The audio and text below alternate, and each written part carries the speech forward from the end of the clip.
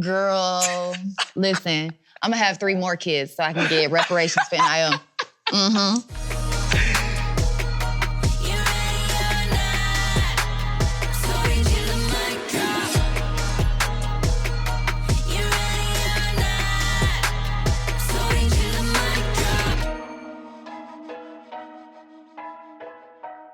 Hey guys, welcome back to Unapologetically Angel by Prizepicks. We have a very, very, very special guest.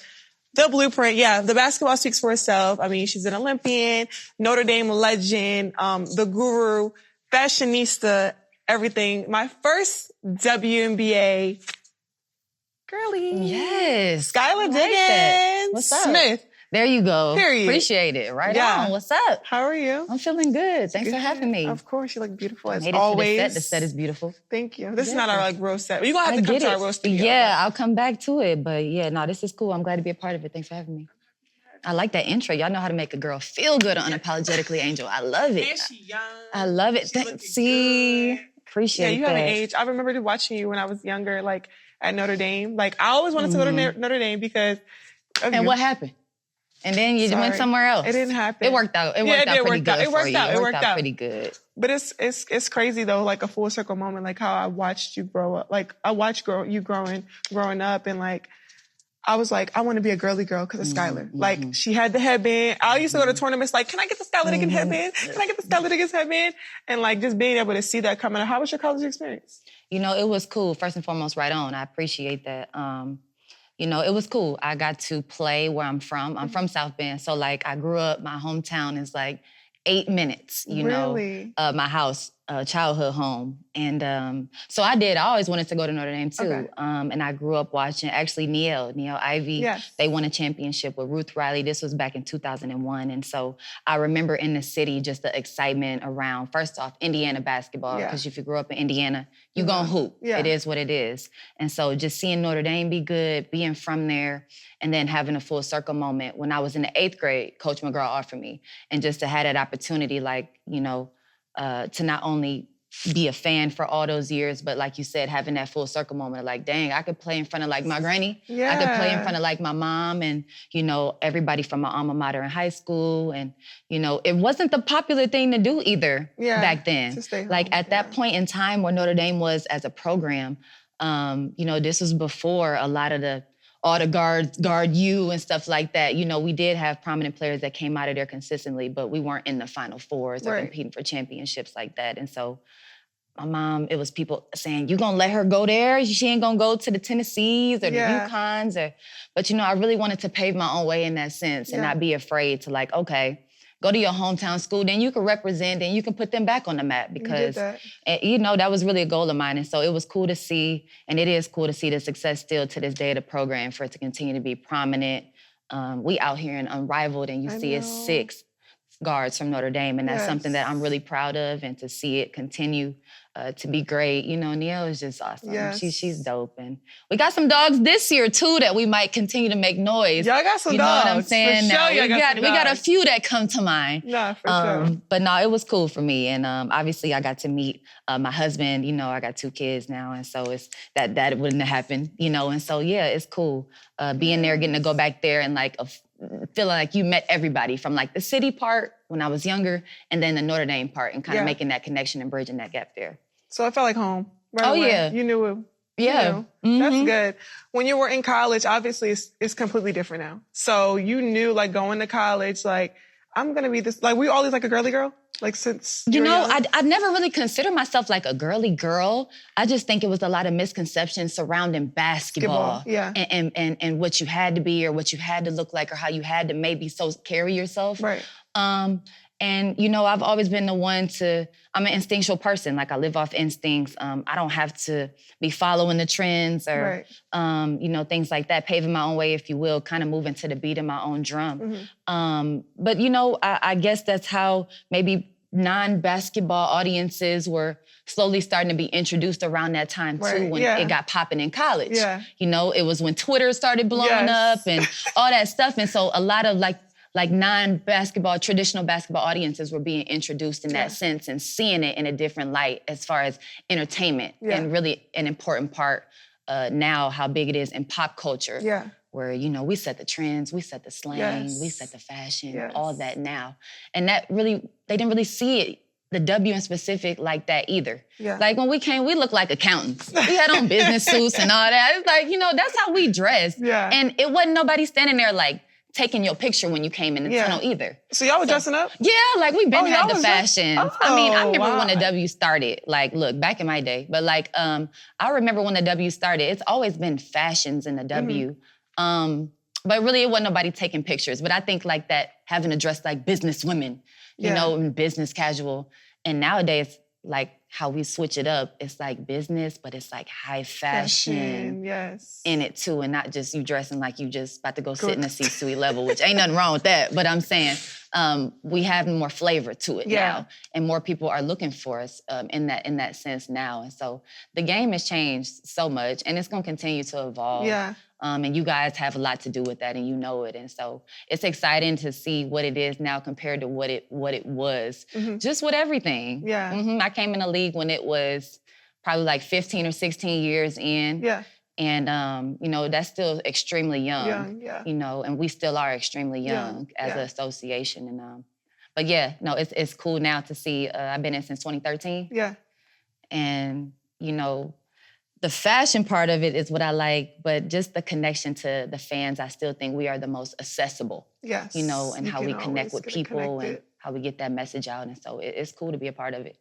When was your first like moment you were like, wow, like the other people outside of the basketball world were so entertained with you? Because you had the music industry, like you was doing it before we were doing it. You know what? And that's really what it was. Like when I came out and signed to Roc Nation Sports, that was the first time something like that had been done from an entertainment side, you know, label, if you will, but like in the entertainment industry. And so moving over from music to the sports world, and okay, now we're gonna manage. And so it really was a big leap of faith to take because they hadn't done it before.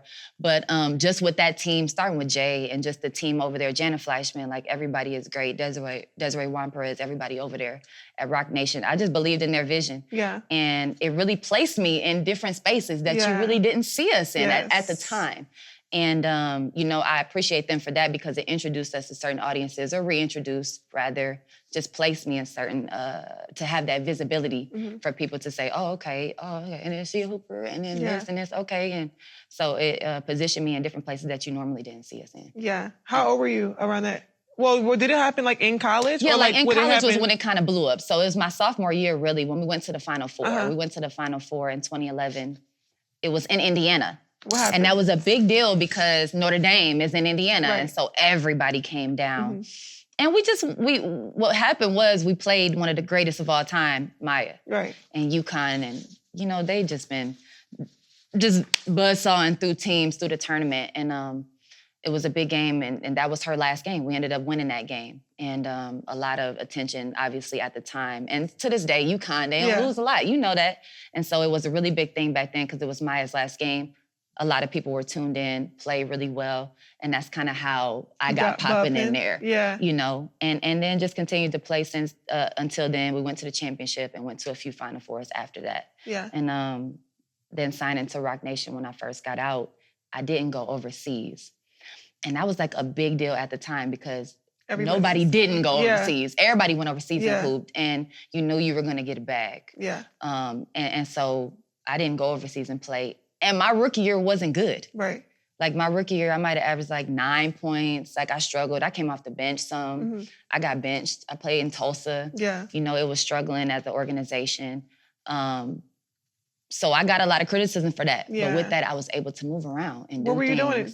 Did a lot of marketing stuff. The things we talked about, like moving, you know, going to different events, going to different carpets, just being in different audiences, doing different, going to different award show carpets, just different things, you know. Fashion week, stuff like that, that I wouldn't have been able to get to. But it really just introduced me to different audiences and helped me with that brand building part, which is really important to me if you know, seeing yourself as a brand, building yourself outside the game of basketball. Did you feel the pressure of going into year two like you didn't, since you didn't play overseas? Have you ever been overseas? No. You've never been? No, I've never been overseas. You kind of told yourself, like I told myself, like I'd never want to go overseas. Yeah, I mean, you know, and it's different times too. And I think I signed to go overseas. Like it was my third year, I was killing. I signed and I tore my ACL. Then I was like, it ain't meant to be. Like, I just say, I ain't going overseas. It wasn't meant to be for me. But my second year, I came back and made first team. And that was a big deal because I went back to Notre Dame and was hooping, you know, just kind of found my love for the game again. I was down on myself. And so I had to go back home. And I got to hoop, you know, at Notre Dame and just found my love again, found a passion for it. And played against some good competition at the time, and then came back to the W. And I was physically ready. You know, I was lifting, I got my body ready. I was getting some good bump at Notre Dame, and so it really made the difference for me. But it was a confidence thing. It was all above the neck for me. We know we can play this game, but I think you have to have that first year of adjustment where you see, and you got to see that this year. We're like, okay, you find your little niche, you know what I'm saying? And what your coach wants you to do, what the organization needs from you. You know, just building off your natural abilities and being able to highlight that and the opportunity. You know, and so it really, the experience is the best teacher. You can't get it unless you get it. And so I think that was really eye-opening for me, just getting to see that first, because it wasn't sweet. You know, it's not sweet. You know, it's like coming to the W is not easy. It's not. Is that how you felt? I think coming into the league, like, well, when I went into the draft, I was like, I want a fresh start. I did everything I wanted in college. Like, I got all the experiences. I feel like, obviously, I can get better, but I want to go to the next level and get better. Like, I'm playing against some of the best of the best, and I think that's the best way for me to level up where I'm at and what I can do. So coming into the league, I kind of knew what I was capable of doing off of just will. Like, what I knew, I could rebound. I knew regardless, I can rebound. And whatever else comes with it, I'll figure it out. So that's what I did my rookie year. I'm like, you could do too much passing, too much shooting, too much dribbling. Ain't no coach gonna tell you did too much rebounding. You know what I'm saying? And you have a knack for the ball, and you always have. But yeah, that first year, you just figure it out. You just figuring it out. And that's all you can do. And your role in particular, if you get picked high, your ass is gonna be you got to come in there and you got to learn on the job. And that's the thing about the W. You know, I wish we did have more developmental opportunities.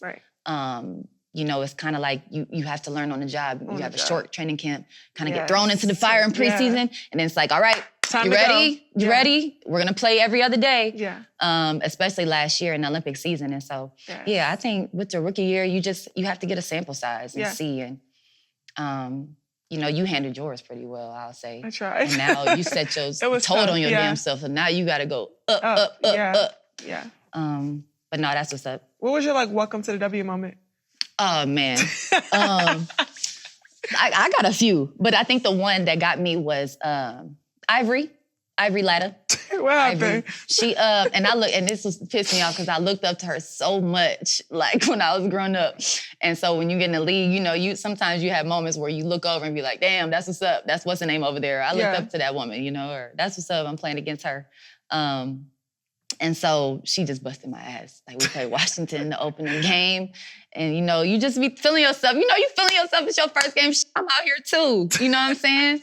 And she cooked me. She just cooked me.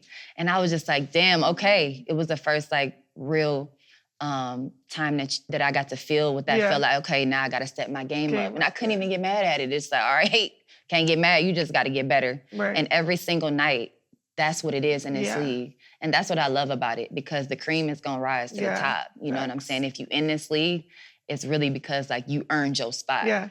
So it was cool. But yeah, she busted my ass. And I think the next one was Cappy. I think the next matchup I had to guard Cappy. It's not like you can't be mad because the next one That's what I'm saying. This person, You got to get every night. It's every just like, okay, you know, you go from BG to NECA. I'm going to Asia. I'm going to Asia. I'm going to Stewie. Every night. It's just like, oh my gosh, you know. Every night. So you can't even be mad at that. And then people make tough buckets where you be like, look, congratulations. And I'm going down the court. You know what I'm saying? So it was every night where you kind of got the reality of okay, until you settle in and be like, okay, they got to guard me too. You know? Facts. And it really has to be a confidence thing where you respect your opponent, but you don't fear nobody. What do you feel like the biggest adjustment was for you to coming into it as a rookie? Did you have good vets around you? We didn't have a ton of vets, but the ones that I had, you know, they were cool. And I remember one in particular, Ronika Hodges, and she just won a championship. I love Ronika. You know, Queen, shout out to Queen. She know what I say when I say Queen. What's up, Queen? But no, she cool. She used to call me Caramel and but that's so important too, having not just vets, but good vets. That you can confide in, good vets in the locker room. And the ones that tell you what you don't want to hear sometimes too. Facts. But yeah, I did. But we were in Tulsa, like I said. Eventually, Tulsa was known as the Dallas Wings now. And so when we moved, we were able to have more resources. But like, we didn't even have a weight room for 2 years. You know, like I was a part of that W when it was really in the growing stages where we stayed, how we moved, how we traveled. We didn't have a ton of stuff. And so we just trying to make something shake. We still made the playoffs though a few times, I know that. But that's also a different format too. It was back when like 4 teams from the East and 4 teams from the West would make playoffs. So it's just top 4. How we do it now is just the best 8. And you really get to see the best record-wise. And so it was really different. You was fighting for your life back then. But the physicality of it all is the main point. When I came back the second time, I was like, okay. Gotta bulk up. Yeah, and I'm not a naturally like big, but you just gotta be able to hold your own. And sometimes that's not even here, it's up here. You know, just knowing, okay, well then I gotta bring it today. I gotta have that mentality. Yeah. The Unapologetically Angel Show is now sponsored by Prizepicks, America's #1 daily fantasy sports app with over 10 million active members. The NBA season is heating up, and Prizepicks is the best place to get real money action while watching your favorite sports. Think Steph Curry will get more than 4 3-pointers next week? Anthony Edwards for more than 27 points? Cook up hot takes with your friends and win real money this basketball season when you and your crew run your game on Prizepicks. I have always been all in on Steph and his threes. I am also all in on my guy Tyler Hero, scoring more than 20 points and more than 3 rebounds in each game this week. Go Heat. Prizepicks is the easiest and most exciting way to play daily fantasy sports. You can now win up to 1,000 times your money on Prizepicks. Make your basketball season better with Prizepicks, the best place to get real money action while watching your favorite sports. Have I mentioned Prizepicks puts their members first, so all withdrawals are fast, safe, and secure. When your picks hit, you can get your money in as quick as 15 minutes. Yep, that's right, as quick as 15 minutes. Prizepicks now offers MasterCard for quick and easy deposits into your account this sports season. Prizepicks also offers weekly promotions that can lead to big payouts like Taco Tuesday each Tuesday. Prizepicks discounts select player projections up to 25% to provide even more value for your lineups. Download the Prizepicks app today and use code ANGEL, ANGEL, and get $50 instantly when you play $5. That's code ANGEL on Prizepicks to get $50 instantly when you play $5. You don't even need to win to receive the $50 bonus. It's guaranteed. Prizepicks, run your game. What time is it? Game time. The best time of the year is here. Basketball season is in full swing, which means endless NBA games. And there's no better place to get tickets than Gametime. I cannot wait to make it to some Heat games this year. I can't wait for us to go when I'm in Miami this winter. Gametime makes getting tickets fast and easy. Gametime has a new feature, Gametime Picks, that makes getting tickets for your favorite live events even easier. Gametime Picks filters out the fluff to show you only incredible deals on great seats so you don't have to waste time searching through thousands of tickets. We were just looking through the Gametime app, browsing seats on Gametime Picks to catch some games, and wow, these curated deals are great. Aside from loving the Gametime Picks feature, I also love the all-in pricing so there's no surprise fees at checkout. Take the guesswork out of buying tickets with Gametime. Just download Gametime app, create an account, and use Angel for $20 off for your first purchase. Terms apply. Again, create an account and redeem code ANGEL, ANGEL, for $20 off. Download Gametime today. Remember, what time did I say it was? Gametime. It pays to get paid on Cash App. If you're depositing $300 or more each month, you could be earning a great yield without any extra fees. With up to 4% APY, your money can grow while you can do what you do best. Whether you're tracking your savings or focusing on your game, Cash App makes it easy to watch your money grow effortlessly. Take it from me, I'm living proof. As my rookie season's wrapped up this fall, I've been preparing for year 2, bringing my game to the next level, just like Cash App is bringing your savings to new heights. Whether it's basketball, podcasting, or bank balance, growth is always the goal. And just like the season changes, Cash App's 4% APY stays strong, helping you build in your savings with every deposit. No fees, no fuss. Just money working for you. It doesn't matter where you are, Cash App makes it easy to grow your money no matter the season. You know I'll be securing that bag. That's money. That's Cash App, baby. Download Cash App from the Apple Store or Google Play today. When you were in college, though, well, now I guess looking back, I know you miss and wish you had NIL. Girl, listen, I'm gonna have 3 more kids so I can get reparations for NIL. Y'all got it made. You would have made bank. I think about it. Do you be thinking about it? Yeah, I do. I think about it all the time when they, cause it was something we were like, I feel like we were lobbying for. Yeah. Like, why, when I walk into the bookstore, I see all these headbands being sold. I see all these kids wearing them. And I ain't getting nothing off of this. I'm in these meetings in Adidas and we talking about this and Adidas is telling me, okay, we're gonna bring these headbands to the W this year and debut them and all this. And I was just in college, like I wasn't getting none of it. And I would see the trend, I would see people wearing them. I would be talking about it all the time. But that definitely probably would have been my thing. Yeah, my the product. headbands? It probably would have been the headbands, no doubt. For sure. I think that was something that I look, you know, I wore like I fried my hair, like I was straightened it too much. So I used to wear a lot of straight weaves and, you know, just play with different, and I was like, okay, I need something like, I ain't trying to be having, you know, my traction and stuff. Like I just needed like a little thicker headband than like a sweatband. Like this is back then, like the sweatband wasn't gonna cut it. And so I think one day I just went to like the Notre Dame training room and was like, yeah, let me see that tennis headband, you know, and I wore it and it was a big game. And oh, that's how it started. That's how it started. So this wasn't even because you guys were Adidas at Notre Dame? We were Adidas. This wasn't an Adidas headband? It was, but it wasn't a basketball one. It was a tennis one. And it was just like kind of covered better. And it kind of like, okay, it gave me a little swag. I'm like, okay, I'm about to rock this. And then it became a thing. And then they started selling, you know, offering different colors, and then my input. And so I saw myself, but right then it made me see myself as a brand. Yeah. And have to envision myself like, okay, everything that you do, you are a brand. Like that is your business. And that was my major in college. I was business management. I always, you know, envisioned myself as a brand and moved like that. But that was something that I noticed, like, we should be getting paid for this, you know, when I was in school. But I love it now how, you know, you can leverage it. I'm sure some coaches in universities probably don't like it as much. Yeah. But that's the difference is now you guys can get paid as young as high school. I know. You know what I'm saying? And so just making sure you guys, you learning so many things so young. Yeah. But seeing yourself as a brand and making sure you protect that brand. Yeah. People that are in your spaces, in your faces. Yeah. You know what I'm saying? Just making sure you got good people around you to help you kind of navigate that. Yeah. So now that we're Unrivaled, what would you be, well, if you weren't in Unrivaled right now, what would you be doing right now?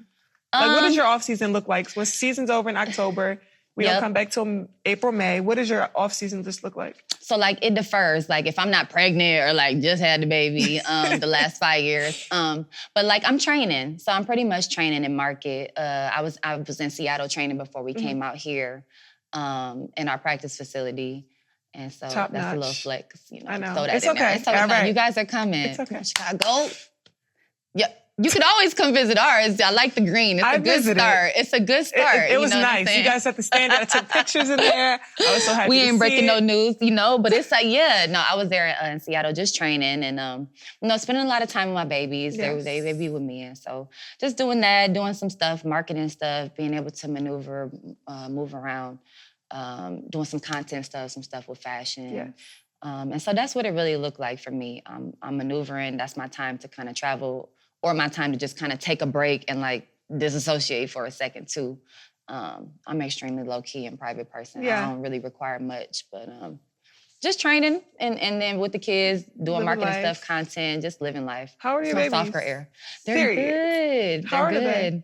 So I have a 5.5-year-old and a 1.5-year-old. So we're having more. What's tea? No, we're not having more right now. You know, I'm good. I got my boy, I got my girl. And to be honest, like, I always say mama is like this or mama is like this. Like, they got me. Are they going to come? They were at the game. Oh. They were at the game. Yeah, they're going to be at all the games. And oh my God. You'll hear them if you don't see them. You know what I'm saying? I know. And they had it, but they had it set up for us. They had a little nanny service in the back so they could like, they got it top notch here. It's just been so great. And I like that other people have kids here. Yes. Like we have moms. It's me. It's, you know, BG. It's Chels. Yes. It's Fee. Yes. Katie Lou, Stewie, De'Erica's here. You know, Alyssa Thomas is here. You know what I'm saying? So we got out of 36. Hot moms. We got a lot of hot moms here. You know, we can go have a little bad moms drink, you know, club. You know what I'm saying? But I love to see the kids interacting with each other, running around, and then turn around and see us like, you know, really putting in work. Yeah. It's inspiring to be in this environment for sure. But that's my why. Those are my whys, my babies. And I'm glad that they get to come and be a part of things like this. And they've made it so family friendly for them to do so. Yeah. How did you plan your whole like pregnancy? Because you played pregnant, right? I did play twice. pregnant. I did play pregnant twice. I was the all-star both years. And top so we gotta 3 get in you minutes pregnant played. every year. No, you don't. I know. Every time we move cities, no, not this time. You know what I'm saying? Then we go back to Indiana this year. It's all-star Indiana. Listen, no, I'm good. Trust me, I'm good. Trust me. But yeah, no, I didn't. You try to, but you can't really be like, boom, you know. But I knew that I wanted kids while I played. That was something that I wanted for sure. And we talked about, and we got married at 25 and 26, so pretty young. But we went to middle school together. Yeah. Like I'd known Dan for a long time. But I think just the importance of me having my kids see me play, that was so important for me, for them to see me struggle a little bit, for them to see me fight back a little bit, for them to see me succeed a little bit, for them to see the path. For them to be in the gym, for them to be around y'all and get to see like, oh my goodness, this is what greatness looks like, and it's not always linear growth-wise. So I'm happy that they do get to see me play. I'm happy that I'm still kicking in this league. I'm gonna kick for as long as I can. But yeah, just extremely important part of my motivation every day and just why I do everything I do. Yeah, I know obviously it wasn't easy. And I give flowers to all of you women that have done it and come back because all of y'all always bounce back. I appreciate that. And I'll be like, maybe one day. Listen, look, yes, maybe one day. You know, I always don't tell them Skylar sent you. You know what I'm saying? Skylar sent me. No, don't say no. Don't put that on there. We ain't talking about that. Not now. She ain't now. No, you know not what I'm now. saying? But you know, yes, it's between you and you know your body and what you think you're ready for.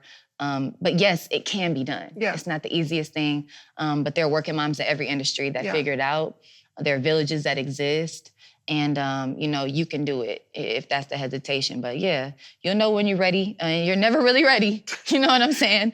But it's definitely the best part of my life, and I really don't remember a lot about my life before that, to be honest. Wow. Do you ever... Well, now that the WNBA is like up, I guess, on the rise, and will you ever have a thought in the back of your mind, like, will I bounce back? And like, will I be able to like still be the same player, or the benefits of being able to be in the W, will I still have the same opportunities? Because a lot of women are like scared, if I have this baby, I may not be able to get back in the WNBA. Yeah. And a lot of people have had the opportunity where they can't get back in because they did have a baby. Yeah. So did that ever cross your mind? Yeah, and it's a real thing. And like, you know, it's hard to keep a job in the W. Yeah. You know what I'm saying? I don't know what the average life in it is anymore, but I think when I entered the league, it was like 4 years. Yeah. You know what I'm saying? And so I don't take it for granted. But I guess I know my baseball card, the back of my baseball card. I know my work ethic. Because I've been in the league so long, I know what it takes. Yeah. And it's just, you know, let's see what happens. Right. You know, no disrespect, but, you know, let's just see what happens. And luckily, like I said, this year I did have the resources in Seattle. Yeah. To be able to make some shake and to feel like, okay, by the time we hit All-Star, I did feel like, okay, I feel more like myself. Yeah. But I'm glad to be here at Unrivaled, where, you know, just getting a bump against y'all and getting to play against each other. Like, I really do think that's going to take the level of the WNBA up even further this season. And so it's something I look forward to going into this season, fully in shape coming off of this. I think it puts a lot of pressure on the W too, especially with the CBA coming up. Yeah. Are there things that you like want to see within the CBA? Because they was already talking about it in the locker room. Like, if we don't get this, it's quiet. Like, we won't get that. And like, I'm new. I'm still learning. Like, but you're the most important because this is for you. Yeah. Like, it's for you. You know, I might not be in the next, who knows, you know, or not.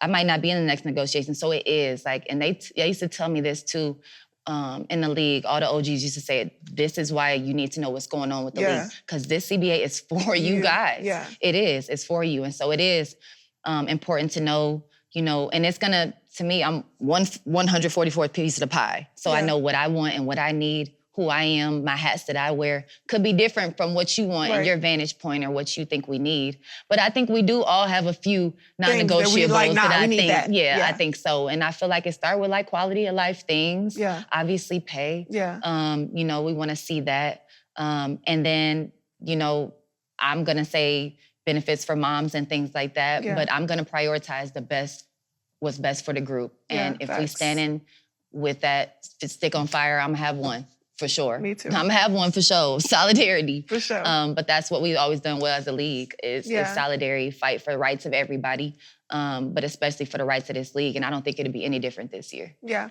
Coming into Unrivaled, you've been a 3-on-3 champion before. You've done that. What do you see coming out of what do you think the best thing coming out of being a part of this?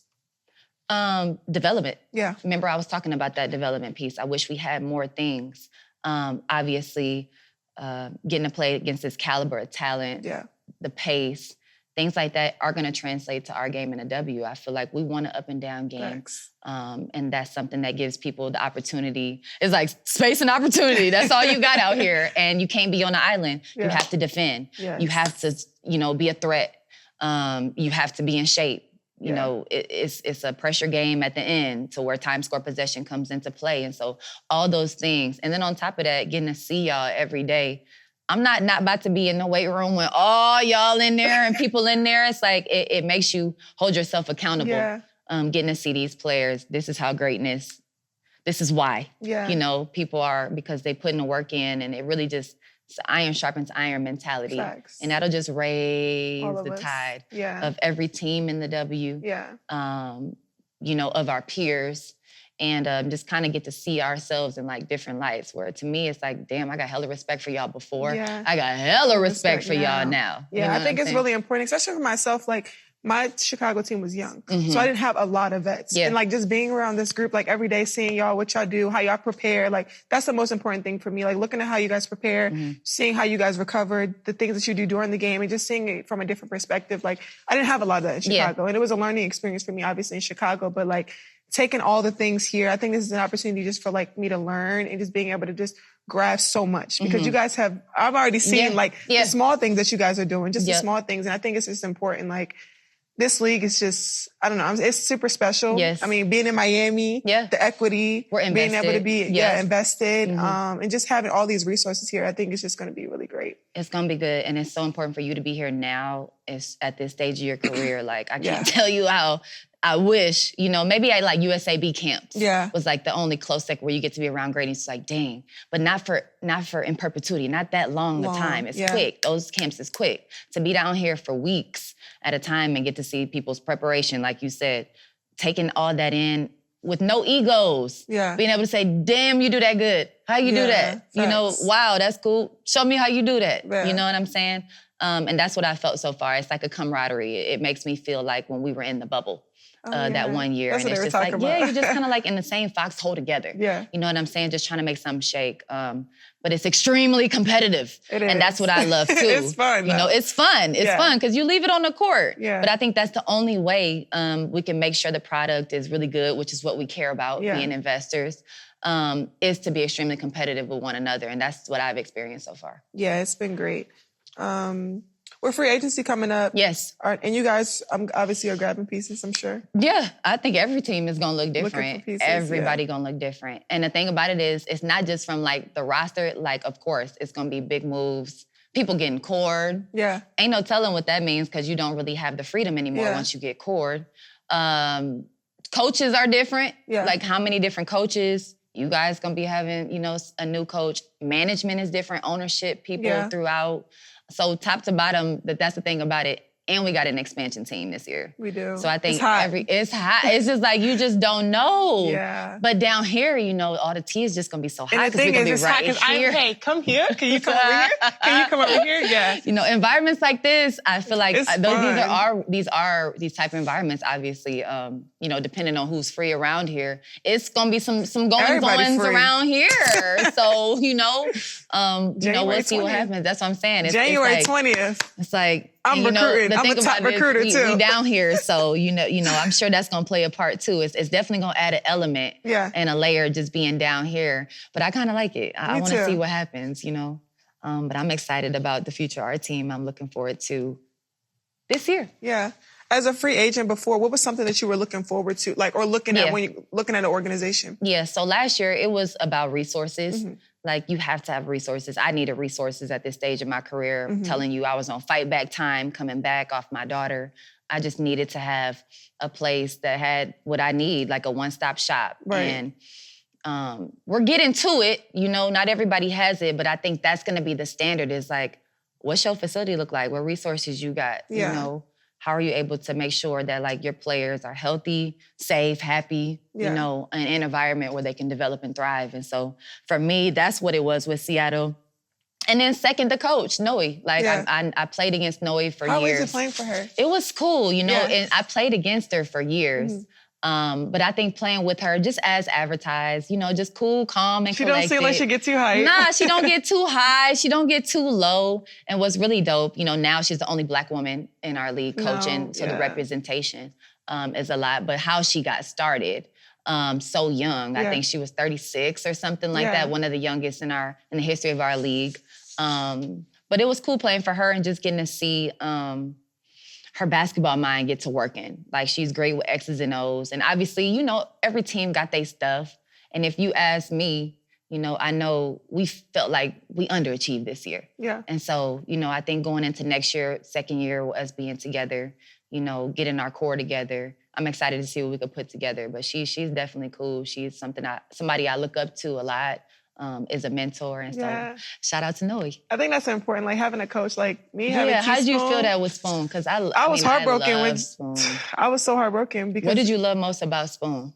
I think because she understood me, and just being like a Black woman, like I played for different coaches, and my experiences through my college career was great. Like when I was at Maryland, it was great. When I was at LSU, like having a personal connection, because I'm huge on relationships. Same. So I'm big on like, I want you to cuss my ass out, but I also want you to pick me up and level me as well. Right. And knowing like every day is not gonna be a great day. You know that. Yeah. And just being able to know, like, I felt like she knew what was best for me and the team. And just knowing that, like, having her here right now, like, me being able to still like work out with her, have her in my corner, and like knowing like no matter what, I'll always have her in my corner. She's done a lot of great things in the W. Like she was here before both of us. We're OG. She be standing on her shoulders. No, for real. But that's the thing about this game too, and like you gonna have it is relational. Basketball is relational. It's so important, and you don't have to burn that bridge. Yeah, because like it's a community now. It's like it's supposed to be and feel like a sisterhood. Yeah, and so you feel like that teaspoon is definitely one of the founding sisters. Yeah. But I think just having her fingerprints or just former hoopers anywhere on things like this is so important. Great. Yeah. You know, she's just an OG and just her spirit. It's her spirit for me, you know what I'm saying? Well, why is she so motivated? You know, she always motivated. Good or bad days, she stay motivated. I love her mindset. Spoon. Her mindset is great. And she a dog. I think that like she's one of the original like dogs for sure. of our league. And I think she really helped like me and Camilla, our rookie year, because it wasn't easy. Like we had injuries, we had trades, we had so much stuff going on, and she was like our rock, like was holding us really, really together. Shout out to Spoon, y'all. Shout out to Spoon. She gonna be on here soon too. Love you, Teaspoon. I love you. Wait, y'all got some draft picks? Y'all got picks? Yes. For now, I guess. Yes, we do. Yeah. I don't know what it's gonna be. What pick y'all got? We got 9. Oh, y'all ain't getting who you think you want to get. Well, I don't know who I think I want to get yet. We'll see. But Notre Dame got them dogs. I know. I don't think we're gonna be there at 9. That's what I'm saying. We'll have to see what happens with that. But no, draft is gonna be crazy. I know. College basketball has been insane. The parity I've been loving to see. Every night. Yeah. And we into Power 4 conference play. And so it's just been like even today, like at Notre Dame Clemson game, we was close. You know, I was watching my girls. But Hannah Hidalgo, you know, she ain't in the draft yet. Yeah. But that's somebody that if people came out early, you know, I would say I could see her getting busy. But she just got it here. Just fearless. Just can play both sides of the basketball, cares about both sides of the basketball, because that's not always the case. But draftables live. Olivia Miles, I think that should be able to make a roster this year. The need for a point guard. Yeah. She can handle the basketball. Obviously, she can pass. She can play make. I think she'll fit good in a lot of team systems who's looking for that point guard or additional ball handler role. And then Sonia. I love Sony. I love Sony. She just like a steady Betty is what I call them. You know, somebody, you know what you're going to get from her when you put her out on the floor. Like every night she going to be this person. And she Consistency. just a steady Betty. And she's a good defender. Yeah, she is. is. And it's about 6 foot and she's tall. Look, I'm selling them. I ain't got to sell them. They're going to sell themselves. And then Maddie, Maddie came back. Yes. Maddie Westbell, she came back to the lineup. And so, yeah, She coach. You coaching over here. Listen, because you know my girls, I got the scout report. But, She got it. I'm excited about all 3 of them. I think they could potentially be on somebody's roster this year. I think I see them as a pro. I'm just excited to see how they finish the year and position themselves to put themselves in that position. The More or Less segment presented by Prizepicks, where you need to pick more or less on a couple of players to win real cash. What more would you want to see for women's basketball? How much time do you have? I think just the continued investment. Yeah. For a long time, not a good time. Yeah. It's not trendy. Yeah. And so I just continued investment into it. Storytelling. I think that's important. Diversity in writing and who tells our stories in journalism. Yeah. Not just very important. Yeah, less. What would you want to see less of? Go ahead. Less urges of like wanting to be chosen, or wanting to be first. Yeah. Or wanting to be messy. Yeah. Or wanting to just get views, clicks, and likes and comments. But like really, and people are starting to do it more often.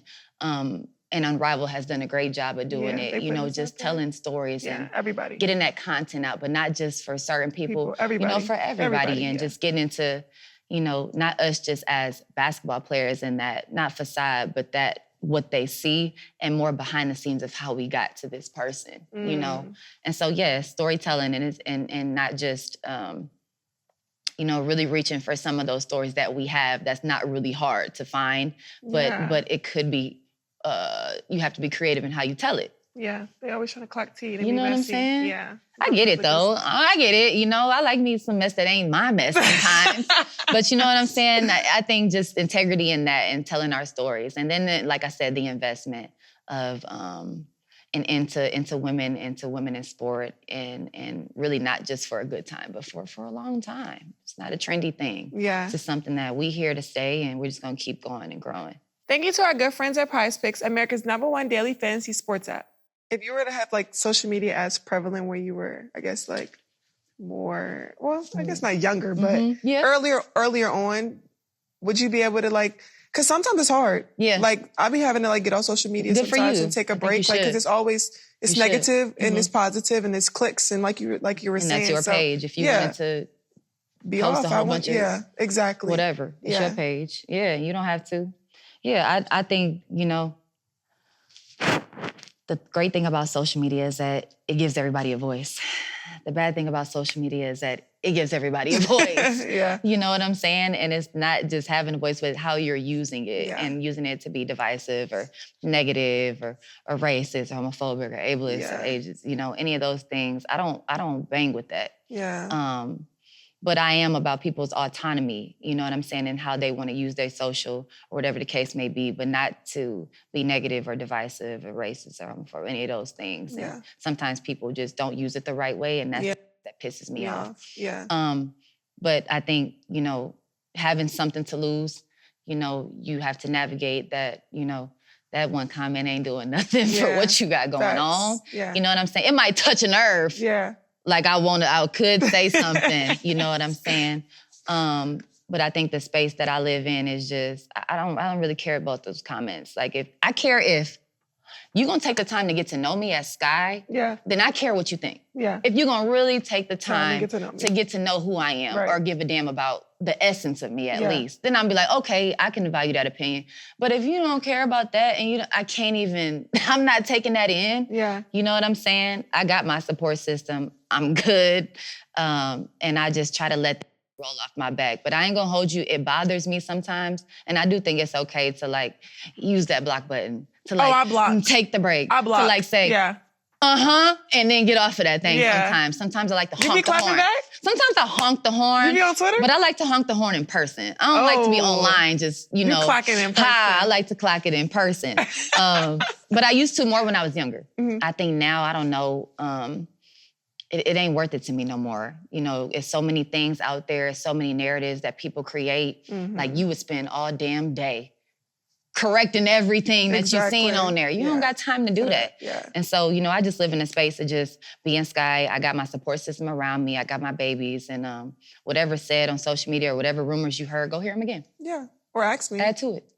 I like when somebody just asks me, like, what's tea? Because the thing is, like, even just being here, like, being able to, like, talk to the women here, because people think that, oh, we don't like this person because we're competitors. Yep. I'm like, Yes. we can chat right here. You see, we're all just competitors here, and I think that's another misconception. Like, yeah, we're supposed to compete against each other, but not hate each other. And I think that's another thing I don't like about the attention that women's basketball is getting now. Like, it's like a hate thing. Like, this person hates this person and can never come together and be cool. Yeah. Yeah. I feel like an element of that has always existed.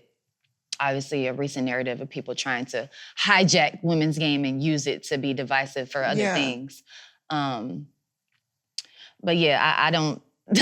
you listen, you're a better woman than me. I'll just say that. I think you've done a great job of how you handle it and how you handle yourself, considering, you know, it wasn't as many spaces and places for me to go into. It wasn't live. Like, Instagram wasn't live. It was like, you just posted that little grainy picture. You know what I'm saying? It wasn't like all the lives and how, when we had Twitter, it was like literally just got done eating, you know, type stuff. And now how it's what it's turned into and what it's created. Like, it just, like I said, it allows people to create these narratives and make it divisive. But it's been things like rivalries that exist.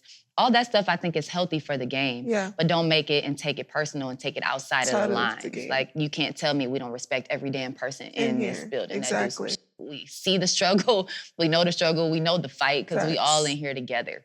And we respect each other, but hell no, we don't fear each other. We're gonna compete, and I'm gonna talk, and you're gonna talk back. And it is what it is. And we're gonna compete, and at the end of the day, you ain't trying to hurt me, I ain't trying to hurt you, but I'm trying to win, and you damn good, and I'm gonna go as hard as I can, because I think that's the biggest respect we can give each other, is play as hard as we can against each other. But, you know, whatever that may look like, I think if people in the W historically has ever had a problem with each other, they've never had a problem saying it to each other. How about that? Period. Yeah, we don't operate like that. But we keep it inside the lines. It's respectful. And like, we went at it after practice. Me and Courtney Williams, Shakira is online. You know, they got it. It was like, we was popping. And then right after, it was like, yeah, that was some great bump. Like, that's how we get better, is to pop off like that. And it's gonna be your day one time. Yeah. And I'm gonna be salty. You know what I'm saying? She put the finger up. I didn't even do that last night. Then it was like, with the review, I said I wanted I was like, I know, I said, I didn't want to hear y'all mouth talking about that's my mannerism. That finger. No, he don't listen to me, no way. That finger. No, he don't listen to me. That finger go up every play, though. No, you know what? I was on maternity leave the first time that I seen it. The first time, I'm like, I can't wait to get my ass back in the W and twirl my finger. So that's your thing. We had more cameras. You know, I know I'd be right. But it's cool though. You know, I chilled off of that, but that was my little mannerism. I know. Review that. Just listen to mama, like I tell my kids. Listen to mama. You know, when she listened to me, I feel like I was like straight up, probably like 8 out of 11. On God, I probably was straight 8 out of 11. But you know, Noe, she just be like, nah, Sky, you knew that too much. You be doing it. It's the first half. First half, first quarter. It was. I was addicted. That was my mannerism this year, y'all. You know, everybody said it too. Watch, y'all gonna be looking like, okay, Sky ain't trying to challenge nothing next year because I ain't gonna do it one time. Watch, when you do it when we play, y'all, I'm like, Sky. I know, I'm gonna do it on Saturday when we play. Yup. Period. Okay. 5 years from now, what you see yourself doing? What's next for you? What do you think? Listen, I don't know what's next for me. Outside of basketball? Yeah, outside of basketball. I mean, just trying to just keep working on me. Just working on Sky and trying to be like the best version of myself for my babies, for myself, hopefully still in business, still being an investor. I don't think I could do coaching. These kids now are just different. Yeah, cuss them out. Yeah, cuss them out. They'd be like in transfer portal, and I had to do all that, and then I had to kiss tail. Like I don't know if I'm that girl yet. Yeah. But you know, some type of consulting or in business, maybe some upper management stuff. But definitely a businesswoman indeed. Maybe some things in fashion, trying to continue to design. Style some things, but like designing. I have a lot of designs I'm working on that I'm excited about, some things with Puma. Do you enjoy working with Puma? I do. Yeah. I really do. When did you sign with them? I signed with them in 2017. Oh, wow. And they didn't even have a basketball shoe when we started. I I wasn't wearing a basketball shoe, but they created one that year for All-Star in 2018. And then, it just continued to evolve. But I think turning a corner from just performance stuff to really high fashion looks, wearable clothing, but it's high fashion. And the shapes and the silhouettes are flattering, and the patterns and, the texture. And it's just giving not just performance level base layer stuff, but really just things that you see like, hold on, what's that? Oh, what's that? What you got on? That's Puma? So I've been excited with some things we've been able to cook up and some things I got in the future with them for sure. Oh. And outside of that, I'll be in your line. Okay, for the hit me. Just hit me. Hit me. I got you. Okay, we have some Ask Skylar questions. Okay. What do you think, how was it being credited as the first W baddie? Is that me? Yeah. Oh my gosh. I don't know. I don't care. I think that's cool. That's what's up. You know what I'm saying? Because we give credit to you. I appreciate that. I don't know why, but you guys, I guess so. That's not what I've ever been in it for. But I guess, I'll take that. I appreciate that, but I never really consider myself. Girl, you had Weezy on the stage wearing your jersey. We had a lot of goings on. You had a lot going on. We had a lot goings on. I think besides all that, it's just the confidence that you have. Just having confidence, having swag, being able to show off versatility, and just really show your true personality and still be a dog on the floor. Like that, those are things that can coexist. As far as being feminine and, being a dog on that floor. If you weren't playing basketball, what would you be doing? I was business management. So I'd be working in them C-suite levels that I was just talking about. I'd be up in one of them, hopefully. But something like a CEO. Yeah. Or like an entrepreneur. Boss. Yeah. That's good. Okay, for the guards, I guess, coming into the league, what do you think about the new wave of point guards and your biggest advice coming in as a rookie this year? Yeah, the point guards to me, I always feel like have the biggest learning curve. And I know I might be biased, but when you come into the league, learning a new playbook, a W playbook. Supposed to. That's what I'm saying. I'd be like, damn. That's what I'm saying. But then if you not in the right spot, it's on you though. Teaspoon would have said something to me, or Noe would say something to me if you're not in the right spot. And so I think just not only that, but also the pace of the game, the flow, and then you got a shot clock all the shot clock, backcourt defense. It's just your mind is just but as a point guard, having to know time, score, possession stuff, all those things is a feel. It's not just something that comes overnight. And so I keep talking about that developmental part, but that is, you got to learn the playbook so fast. So just ask questions. Don't go up in there, you don't know, but you scared to ask questions. Don't be that girl. You know what I'm saying? Ask questions. All rookies, ask questions, get second in line, so you can see it first. We be trying to be first. They be trying to be first, and it look good, and I like your energy. You know what I'm saying? And do it if you feel good about it. But if you're unsure, go second, so you can see it first.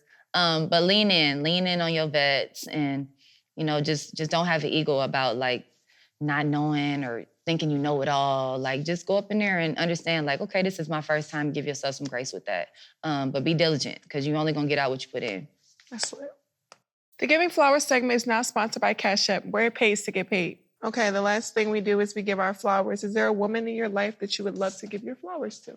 Oh, yes. My mommy. Mommy, I love you so much. Just my role model, my rock. Such a good G to Seven and Analia. Shout out to Mama. Yes, shout out to Mama. The best example, my best friend. Love you so much, sis. Love you so much, Shook. See? It pays to get paid. We are giving flowers, and Cash App is allowing you to make money just by making money. Yay. Well, thank you for coming on. I appreciate you so much.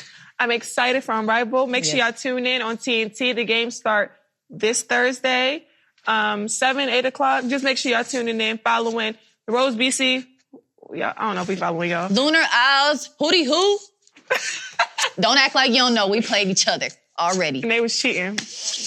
Okay, anyway. So see you guys Saturday. Tune it in and let's see what happens. Unapologetically Angel, y'all. Thank you for having me. Thank you guys for tuning in to Unapologetically Angel. Make sure you guys like, subscribe, share everything. We are still flying out a guest coming soon to get on the podcast, so stay tuned. Bye. Woo! That was so good. Good job, girl.